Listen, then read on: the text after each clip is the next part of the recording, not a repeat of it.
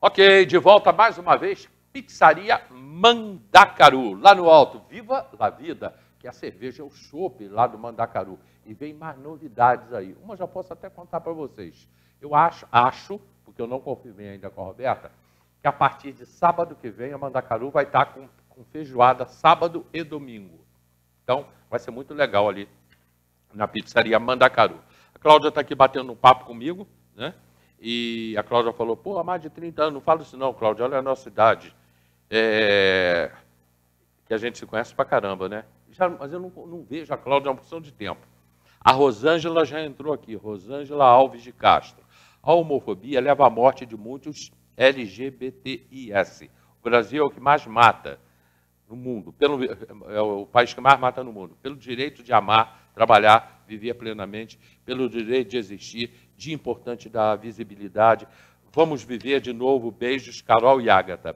Rosângela, o Brasil é o país que mais mata, o Brasil é o país que o homem bate em mulher à vontade, mas o Brasil é o país que estupra criança. Aqui em Teresópolis é isso. Há um mês atrás eu botei isso aqui, quando o delegado veio aqui, junto com a promotora criminal, vieram explicar o que estava acontecendo em Teresópolis.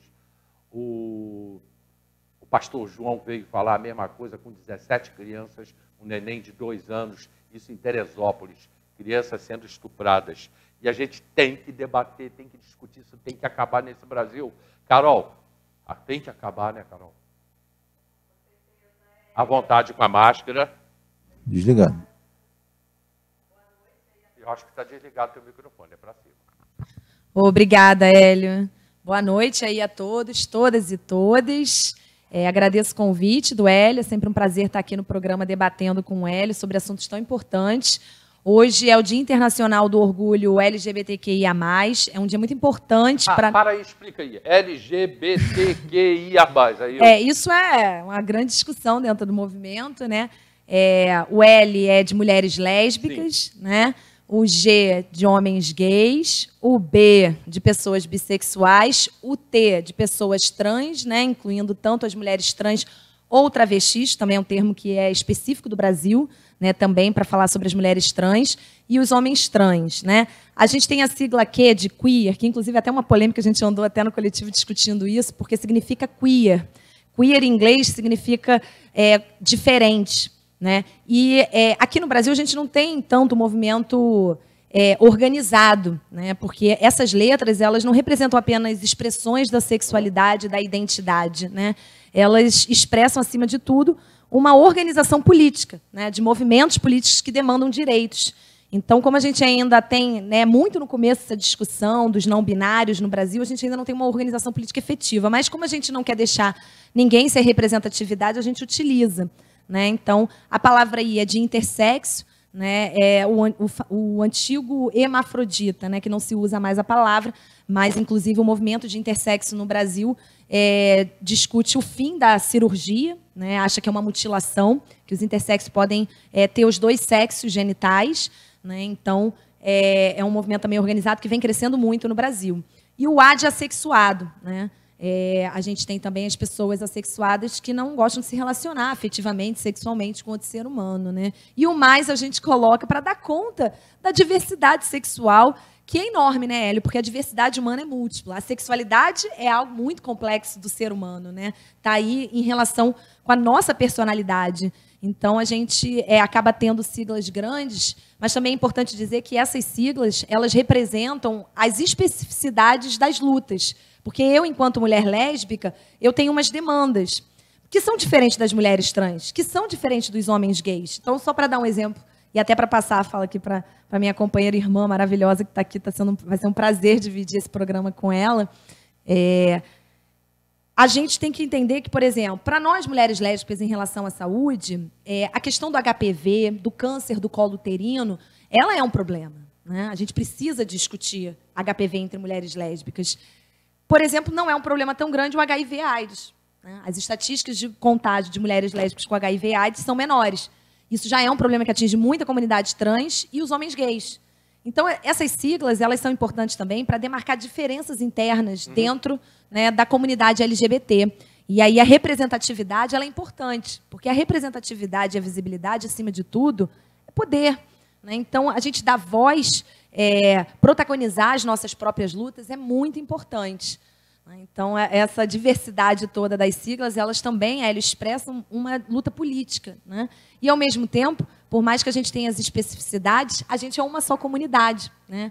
A gente precisa se unir na luta, porque o preconceito atinge a todos nós, né, de formas diferenciadas, mas a gente sabe o que é sofrer uma lesbofobia, né, uma homofobia, uma transfobia. Né? Então, é na dor que a gente se une para lutar. Né? É na diversidade que a gente encontra o caminho da luta, né, do respeito e da construção por um mundo mais justo e dizer que vidas LGBTQIA+ importam. Né? Hoje é um dia da gente dizer aí ao mundo, né, não só ter orgulho de quem nós somos, né, porque é importante, é um dia do orgulho por conta disso. Né?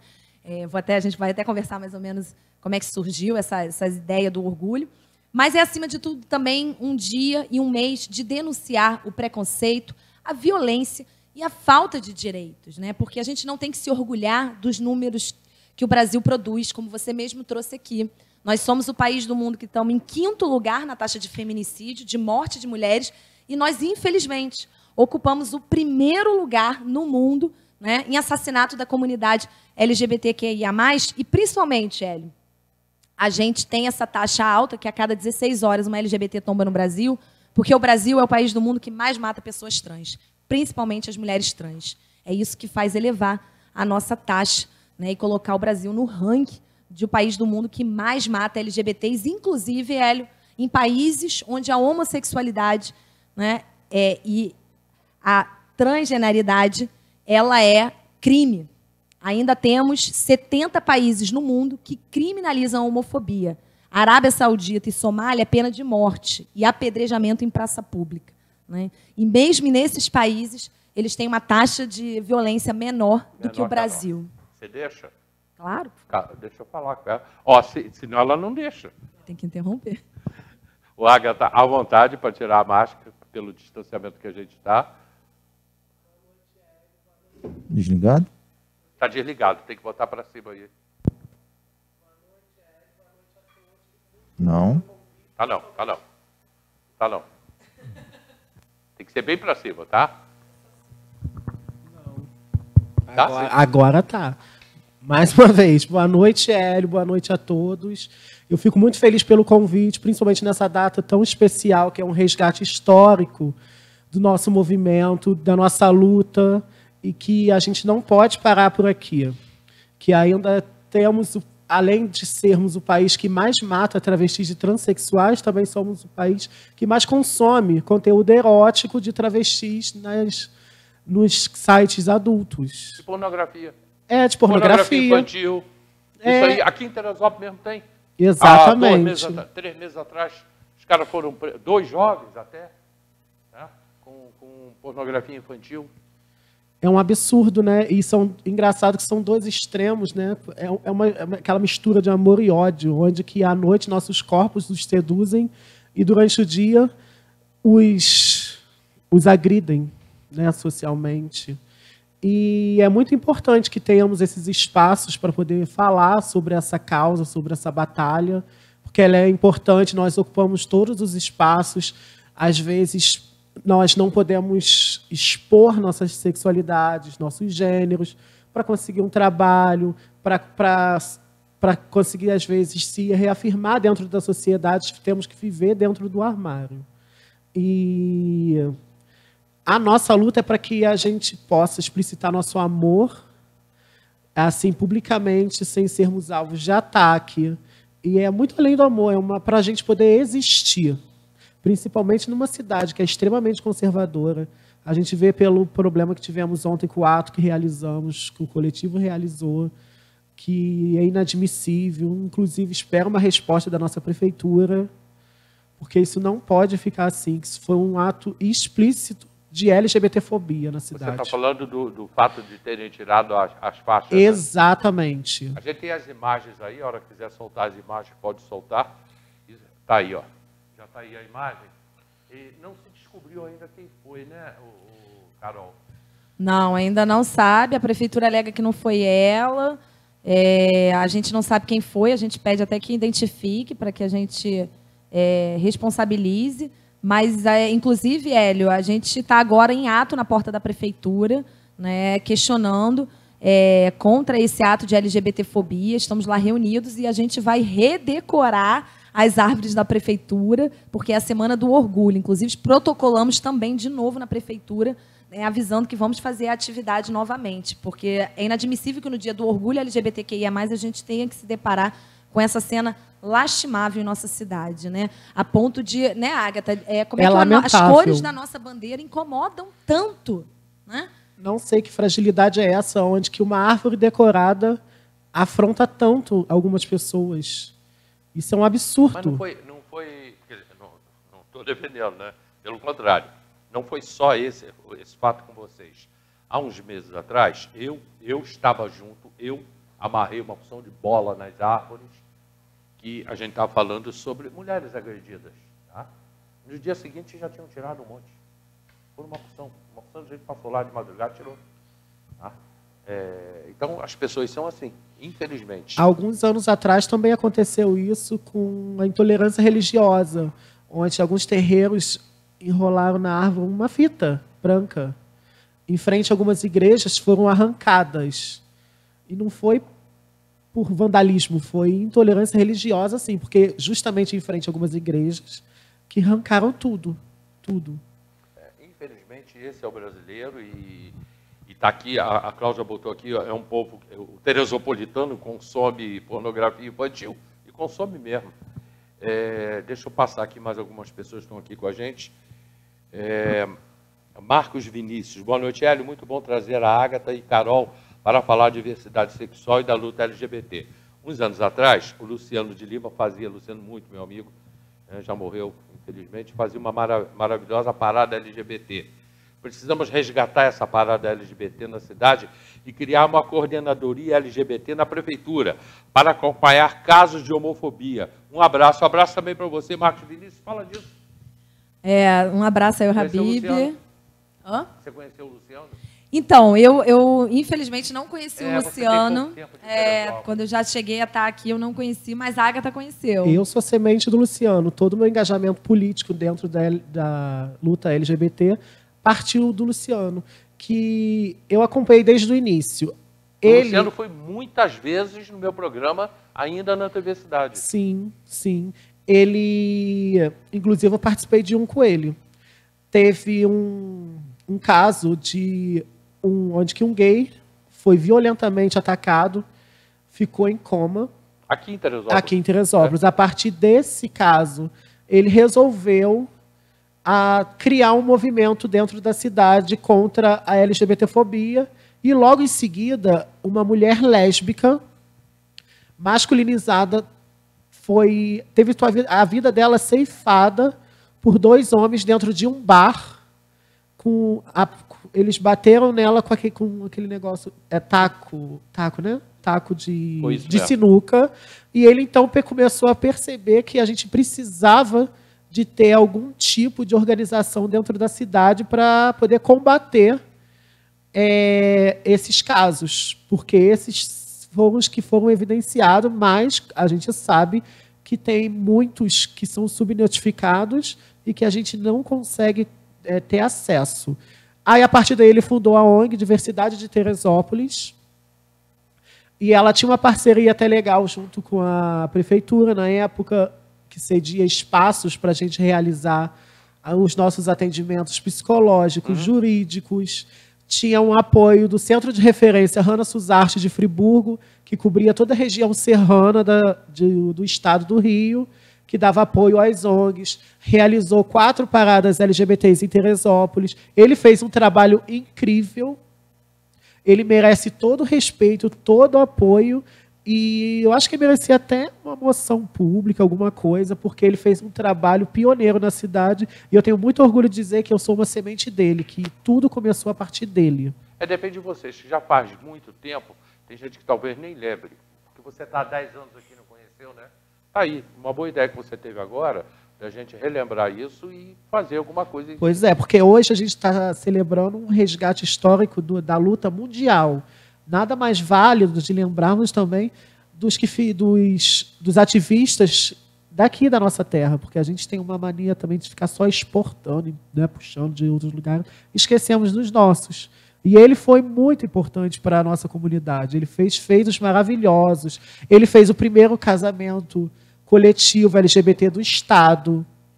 Deixa eu ver mais coisas que ele fez. Ele fez uma ação para poder criar, trazer políticas públicas para a cidade a partir de várias visitas que ele fazia na Leste. Ele não estava pela cidade, pelo município. Com certeza. Deixa eu dar mais uma passadinha. Já vou para você, Carol. A Cláudia aqui, temos cadê? Tony Garcia, parabéns por lutar por nós. Tony, um abraço. Cláudia Greenberg, outra vez. Apenas pelo Supremo tivemos direitos adquiridos. Adoção de filhos, registro em cartório de união civil, criminalização da homofobia, pensão por morte, entre outros. O Supremo legisla enquanto o Congresso deveria atuar. É muito importante, né? Saudar aqui a companheira Cláudia. Um beijo enorme para ti, Cláudia. Ela está certíssima, né? Porque a gente tem no Brasil... O Brasil é um dos países que tem um dos menores avanços na pauta LGBT, né? Nós não temos nenhum direito garantido por lei. E o que isso tem de diferença? Diferença que qualquer canetada pode acabar, né? O nosso legislativo se omite em legislar para uma população que a gente, como a Agatha trouxe, a gente às vezes nem aparece no mapa porque não tem dados, visibilidade, mas que estima-se que são mais de 15 milhões de brasileiros. Então, a gente está falando de uma parcela significativa da população brasileira que não aparece nos mapas do governo. E aí, se não aparece, não precisa ter políticas públicas, né? E a gente sabe que esse apagamento ele é característico do movimento. Então, é importante que a gente continue na luta, porque a gente precisa garantir os nossos direitos no legislativo, porque quando é lei, é direito garantido. Agora, aqui na Justiça, a Justiça, inclusive, recentemente, por omissão do Legislativo, foi obrigada a criminalizar a LGBTfobia. A gente acabou de comemorar 2 anos da criminalização da LGBTfobia, Hélio, né? E mesmo assim não é ideal, porque associou o racismo. E a gente sabe que o racismo é diferente da LGBTfobia. E mesmo com a lei já há 2 anos, foi há 2 semanas atrás o primeiro caso de condenação por LGBTfobia. Né? Então, a gente tem todas essas regulamentações que podem ser acabadas com uma canetada. Né? Com uma canetada. Então, o Brasil ele precisa expandir, né, para o legislativo a expansão dos direitos LGBTs. E aí, Hélio, uma coisa que é importante dizer é que a gente não quer privilégios, sabe? As pessoas, às vezes, acham que a gente está demandando privilégios, né? Falam coisas como, então eu vou fazer o dia do orgulho hétero. Não, você não precisa fazer o dia do orgulho hétero, porque o teu dia é todo dia. Você não morre por ser uma pessoa heterossexual. A gente faz o dia do orgulho LGBT porque a gente morre por ser quem nós somos, né? Então, o que a gente está demandando são direitos básicos que já estão colocados para as pessoas cisgêneras, né, para as pessoas heterossexuais, que, por exemplo, é o direito à vida. Então, a expectativa de vida da população brasileira é de 76 anos. A expectativa de vida das pessoas trans no Brasil é de 35 anos. Então, o direito à vida está sendo negado. A gente só quer o direito à vida. O direito à educação é negado às pessoas LGBTs. A gente sabe que a LGBTfobia na escola é enorme. Muitas vezes tem casos enormes de abandono escolar, né, por conta do preconceito. Já tive vários alunos que apanharam na escola, sofreram casos de homofobia. Né? Então, o direito à educação está sendo negado. O direito a constituir uma família, que é dado às pessoas cisgêneras e heterossexuais, a nós, pessoas LGBTs, é negado o tempo todo. A questão da empregabilidade, sobretudo para as pessoas trans, que o que nos sobra é as esquinas, onde que mais de 90% da nossa população está nas esquinas. Porque a gente não é aceita.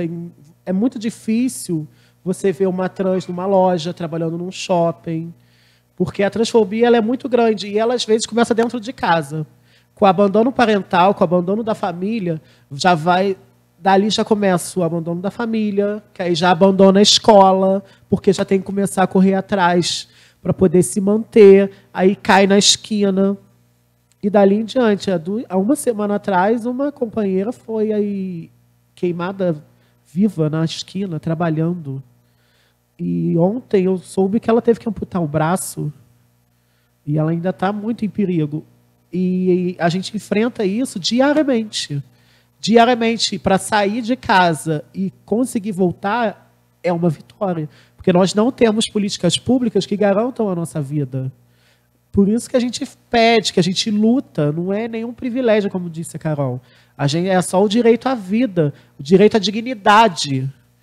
É exatamente isso, Hélio, porque aquilo que está colocado, a gente só pede direitos, a gente só quer direitos, né? E dar direitos iguais para todos é um princípio básico da democracia, né?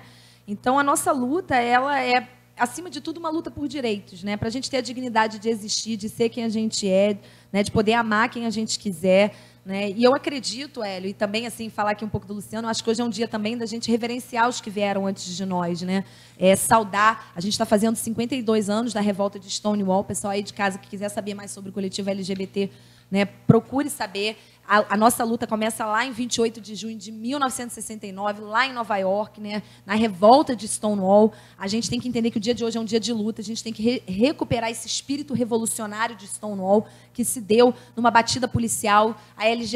Ser LGBT era crime nos Estados Unidos, né, e aí a comunidade LGBT se recusa a ser presa pela polícia e passa 3 dias de confronto. A partir dali se começa toda uma discussão. Se tem aí uma semana depois aí a primeira parada LGBT que se tem notícia em Nova York, né? Aqui no Brasil, a história do movimento LGBT, brevemente, vocês podem procurar até lá nas nossas redes sociais que a gente tem colocado, né? @coletivo-LGBT-terê. A gente tem colocado várias informações, pode procurar a gente está às vésperas de fazer um curso de formação política, aí, se você tiver interesse, é só procurar a gente nas redes sociais. Aqui no Brasil, a luta do movimento LGBT ela surge também na luta pela democracia, porque lá em 69, nos Estados Unidos, né, você tem a eclosão, aquela explosão dos movimentos sociais, movimento feminista, movimento negro, movimento LGBT. Mas no Brasil, a gente está vivendo uma ditadura militar, um cerceamento das liberdades individuais, uma perda dos direitos políticos. Então, é no final dos anos 70 que a gente tem a primeira organização, né, das primeiras ONGs, dos primeiros coletivos LGBTs, né, a Ação Gay Libertária, o Grupo Gay da Bahia, que até hoje existe, né? Você tem as mulheres lá no Ferros Bar, em São Paulo, resistindo. E aí é importante lembrar que a luta do movimento LGBT no Brasil ela surge também na luta pela democracia, né? E outro fato importante é que as paradas LGBTs no Brasil são uma das maiores no mundo. São Paulo tem a maior parada do mundo, né? Colocando mais de 1,5 milhão de pessoas anualmente. Infelizmente, por conta da pandemia, a gente não pôde se reunir nem ano passado, nem esse ano. Há 2 anos que a gente não se reúne, está sendo feita online, virtual, né? Mas é uma das maiores paradas, né? Então, a gente tem um movimento também organizado aqui no Brasil. Lembrando que a parada ela não é só festa, né, Ágata? Ela Exatamente. é também, acima de tudo, ela é um ato luta político, um ato de resistência. Ontem mesmo depois da pandemia, né, teve a primeira manifestação pública LGBT nos Estados Unidos, também teve na França, com mais de 30 mil pessoas. E é uma grande, além de ser um ato político, é uma grande e linda festa. Exatamente. Porque o nosso povo é um povo colorido, né? Um povo que, apesar dos pesares, está sempre com um sorriso no rosto. É verdade, é verdade. Eu tenho um comercial agora, eu tenho perguntas, mas tem muita gente participando aqui. Legal pra caramba a participação de todo mundo, né? E muito obrigado. Pessoas aí mostrando que o Sábio fez um comentário aqui, os héteros deveriam agradecer por não precisar de um dia do orgulho. Exatamente, disse eu acho tudo. Que não devia ter. Não precisaria ter, Não né? precisaria ter, exatamente. É uma coisa que tem que ser vista com tanta naturalidade que não deveria ter, não precisaria ter. Agora, isso aqui é importante, né? Eu sofri, o Jeff Goulart. Jeff, eu sofri preconceito na escola, pelos próprios professores e funcionários. O Hélio, isso infelizmente é uma realidade das pessoas LGBTs. Falta formação, muita formação para as pessoas LGBTs. Inclusive, vamos relembrar aqui o projeto que estava em circulação em 2014, que ficou conhecido como tal famoso kit gay, que na verdade não tinha nada de kit gay, foi uma fake news já espalhada naquela época, se chamava um projeto Escola Sem Homofobia, Hélio. Era um material de formação que a Unesco já aplica em 70 países, que ia servir para a formação dos professores para lidar com casos de LGBTfobia na escola. Infelizmente, tomou aquela proporção, né, de que era o tal de kit gay, que ia ensinar as pessoas a ser gay, que ia ensinar a fazer sexo, a mamadeira de piroca, aquelas coisas horrorosas que a gente escutou, e, infelizmente, a gente não avançou. E agora, do ponto de vista educacional, a gente está num retrocesso enorme, né? A gente defende O movimento LGBT defende que a gente precisa discutir gênero e sexualidade nas escolas para a gente poder educar. Você trouxe aqui as estatísticas da pedofilia. Se a gente educa a criança desde pequena, inclusive muitas crianças não sabem que estão sofrendo abuso. Exatamente. Né? Então, a educação sexual na escola é importante até para combater, né, a pedofilia, né, para combater os abusos sexuais e também para ensinar o respeito à diversidade, né, e à tolerância. Então, a escola, infelizmente, ainda é um ambiente muito LGBTfóbico. Esse apagamento também acontece com a história do movimento negro nas escolas. Não é ensinado, de fato, qual é a história. Porque tem esse apagamento. E esse caso de Jeff foi o Luciano que foi resolver também. Eu não me lembro desse caso. Foi no Seron. Foi no Seron. Então, isso, não foi só com ele, teve com uma outra trans e também com um colega nosso, o João Pedro, porque ele era o que hoje é conhecido como uma pessoa queer, não binária. Ele se vestia como ele achava que tinha que se vestir, porque roupa também não tem sexo. E os professores e alguns funcionários da escola começaram a oprimir esses alunos por simplesmente serem quem são. Então a ONG foi chamada e o Luciano foi lá com a psicóloga, resolveu direitinho. Porque era um dos trabalhos que ele também fazia. Não, já mudou, né? Oi? Já mudou isso nas escolas? Ou ainda tem? Agora sim. Eu Ainda acho que tem, por medo. Não, ainda tem bastante. Eu acho que por medo da repreensão, ele está mais velado, mas existe muito. Eu não Ele acho ainda que tá está velado, muito. não, Agatha. Eu que trabalho, né? Aliás, dá um beijo aí, eu sabe, foi meu aluno também. Todos os meus alunos e alunas estão assistindo. Né? Ele sabe o quanto eu tenho um comprometimento enquanto professora de lutar contra a LGBTfobia na sala. Ele sabe que qualquer caso de LGBTfobia eu não deixo passar sem falar, sem criticar. Né? Já amparei vários alunos e alunas que apanhavam dos pais, que foram expulsos de casa. Já tive casos de alunos que apanharam no próprio colégio, na fila do ônibus, né? O tempo todo. Quando eu vejo isso em sala de aula, como eles já sabem como eu sou, eles são também não hostilizados. ousam, mas são hostilizados. Eu sempre repreendo, faço trabalhos, porque eu também, Hélio, eu acho que a gente precisa combater a LGBTfobia do ponto de vista educacional e cultural. Porque a partir do ponto que a gente combate a LGBTfobia encarcerando, judicializando, é porque a gente já perdeu a batalha. Né? A gente tem que ter uma cultura, formar indivíduos que sejam respeitosos e tolerantes desde criança. Essa cultura LGBTfóbica ela é muito mais alterada através de políticas públicas educacionais e culturais, para a gente poder naturalizar, normalizar a situação. Porque as crianças... Se aprega em tudo isso. As crianças não têm preconceito, né? Elas acabam sabendo o que é preconceito à medida que vão crescendo. Então, a gente tem que criar uma cultura que não forme crianças e indivíduos que reproduzam a LGBTfobia, né? Então, a luta é na cultura, é na educação, é a desconstrução do preconceito na nossa família, conversando. E isso passa por colocar, né, Agatha, a gente nos espaços. Exatamente. Dar visibilidade para a gente, né? Perfeito que você Professores falou. LGBTs. E criança não tem preconceito. Olha Nenhum. Só. Eu preciso ir para o comercial, agora eu quero falar do churrasco para o Dia dos Pais. Pois é, churrasco para o Dia dos Pais vai ser na Ótica da Gente. Basta você dar um pulinho na Ótica da Gente, não é para comprar nada, só para deixar seu telefone e o seu nome numa urna. E no Dia dos Pais, que é em agosto, nós vamos sortear um churrasco aqui para você, ok? Aonde é que fica a Ótica da Gente? Ao lado do Várzea Shopping. Ótica da Gente, nós voltamos já.